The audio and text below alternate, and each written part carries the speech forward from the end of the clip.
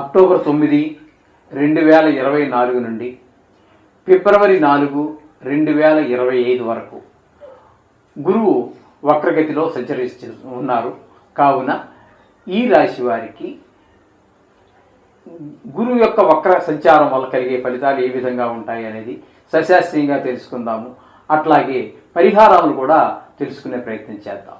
తులారాశి వారికి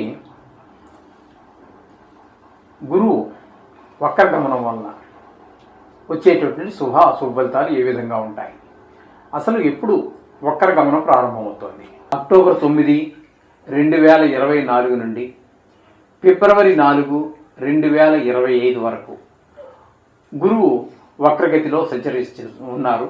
కావున ఈ రాశి వారికి గురువు యొక్క వక్ర సంచారం వల్ల కలిగే ఫలితాలు ఏ విధంగా ఉంటాయి అనేది సశాస్త్రీయంగా తెలుసుకుందాము. అట్లాగే పరిహారాలు కూడా తెలుసుకునే ప్రయత్నం చేద్దాం. ఇప్పుడు మనకి ఈ తులారాశి వారికి ఏ విధమైనటువంటి ఫలితాలు వక్ర గురువు వల్ల కలుగుతున్నాయి అనేది కనుక మనం చూసినట్టయితే, ఇక్కడ ఈ తులారాశి వారికి సప్తమంలో గురువుగా మనం భావించవచ్చు. అంటే వక్రగమనం మూలాన సప్తమంలో గురుగ్రహం అత్యంత శుభప్రదమైనటువంటి ఫలితాలు ఇస్తూ ఉంటుంది.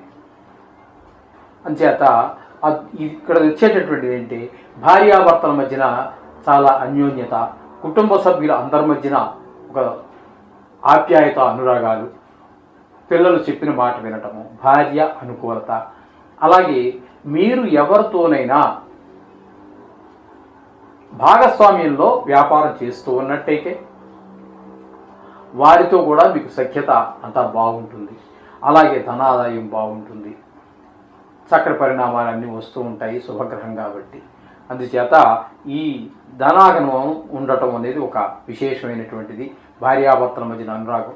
అలాగే ఇక్కడ ఈ తులారాశి వారికి సప్తమ స్థానంలో ఉండటం ఒక విశేషం అయితే, విశేష దృష్టులు అయినటువంటి 5, 9 స్థానాలు 5, 9 స్థానాలు తులారాశికి ఏమవుతాయి అంటే, కుంభరాశి వారికి 5వ స్థానం వల్ల, మిథున రాశి వారికి 9వ స్థానం అవుతోంది. కాబట్టి ఆ రాశుల మీద కూడా అలాగే ఈ యొక్క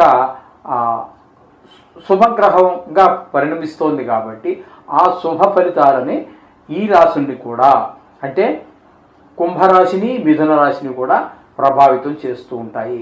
వాళ్ళందరికీ కూడా శుభ ఫలితాలే కలుగుతూ ఉంటాయి. అంటే టోటల్గా మనము ఈ తులారాశి వారికి చాలా చక్కటి ఫలితాలు లభిస్తూ ఉంటాయి. 5వ స్థానం శుభఫలితం మీకు తెలుసు, ఇంకా దాని గురించి చెప్పాల్సిన పని లేదు. 7వ స్థానం గురించి చెప్పేసుకున్నాము. 9వ స్థానం భాగ్యస్థానం ప్రతిసారి చెప్పుకుంటున్నటువంటివి. ఆ స్థానాలన్నీ కూడా ఈ విశేష దృష్టి వల్ల ప్రభావితం అవుతాయి.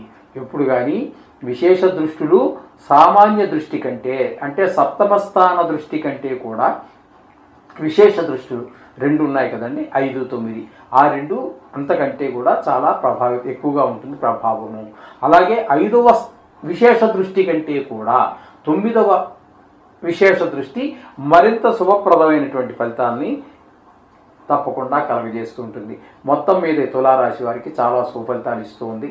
ఏదేమైనప్పటికీ ఒక్క గ్రహంతో నడిచేది కాదు జీవితం అంతా. నవగ్రహాలు ఉండవలసిందే, అలాగే ఉపగ్రహాలు కూడా ఉండవలసిందే. కానీ ఉపగ్రహాలకు మంత్రాలంతూ ఏమీ చెప్పబడలేదు. అది ఉత్తర భారతదేశంలో చాలా ఎక్కువగా తీసుకుంటారు. కానీ మన దక్షిణ భారతదేశంలో ఆ ఉపగ్రహాలైనటువంటి వాటికి ఏమి మనం పెద్ద ప్రాధాన్యత ఇవ్వటం లేదు. ఆనాటి నుంచి ఈనాటి వరకు కూడా, నా చిన్నప్పటి నుంచి ఈనాటి వరకు కూడా ఆ ప్రమేయం ఏదో జస్ట్ ఈ సాఫ్ట్వేర్లు వచ్చాక చూపిస్తున్నాయి తప్పితే, పంచాంగాల్లో గురించి కూడా వాటిలో ఒక్క మాంది గ్రహాన్ని మాత్రం చెప్పడం జరిగింది. కొన్నిటిలోనే మాత్రమే, అది కూడా పూర్తిగా అన్ని పంచాంగాల్లోనూ కూడా వాటి గురించి ప్రమేయం లేదు ఆ ఉపగ్రహాల గురించి. అందుచేత ఈ విశేష దృష్టిని ఈ రాశులు ప్రభావితం చేయటం వల్ల ఈ మిథున రాశి వారికి, కుంభరాశి వారికి కూడా మంచి శుభప్రదమైన ఫలితాలే కలుగుతూ ఉంటాయి. ఈ విధమైన ఫలితాలన్నీ కూడా మనకి ఈ తులారాశి వారికి వక్రగతి ద్వారా లభిస్తూ ఉన్నాయి.